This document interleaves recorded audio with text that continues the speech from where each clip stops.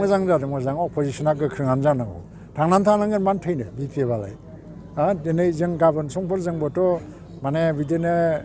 मावनो हायैबो जानो हागौ मेङैनोबो हागौ जोंबो आंनि हिसाबजों आं बुंगासिनो दं 1.5 लाखनि बारा भट मोना बिसोरो आरो कंग्रेसआ बाहाय 50,000सो भट मोनगोन केन्डिडेट होबाबो इउडिएफआबो बिदिनो 50,000सो भट मोनगोन गुबुन रावबो बाहाय थावरिनो हाया आरो जोङो दा इउपिपिएल आरो बिजेपि एजिपि आरो जिएसपि दङ जयै जोङो माने हाइस्ट भटआव देरहालांनायनि थाखाय मोनसे टारगेट लादों देरहानाया रोखा आरो देरहानाया दिनैनो बुंखानो हायो साननांगौ गैया जों बेसेबां भट लानानै देरहालाङो बेसो जोंनि बाथ्रा बिजेपि इउपिपिएल जयै मोनसे कअर्डिनेसनाव खामानि मावगोन थांखि जाखाबाय जेला देरहानांगौआ जोंनि सिन्था नङा जों दा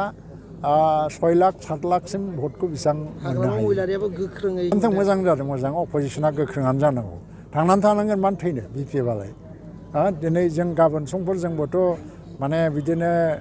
मावनो हायैबो जानो हागौ मेङैनोबो हागौ जोंबो बे समाव बिसोर फैना मावफैलायनांगोन गोख्रों जाथों खिन्थु एबाराव माने हाग्रामाया गावबो मिथिगौ बयबो मिथिगौ बे 2025 सननि मोनसे टारगेट लादों एमपि इलेक्सनाव बे देरहाथारा बेखौ बे मिथिथारो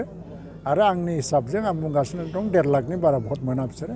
आरो कंग्रेसआ बाहाय 50,000सो भट मोनगोन केन्डिडेट होबाबो इउडिएफआबो बिदिनो 50,000सो भट मोनगोन गुबुन रावबो बाहाय थावरिनो हाया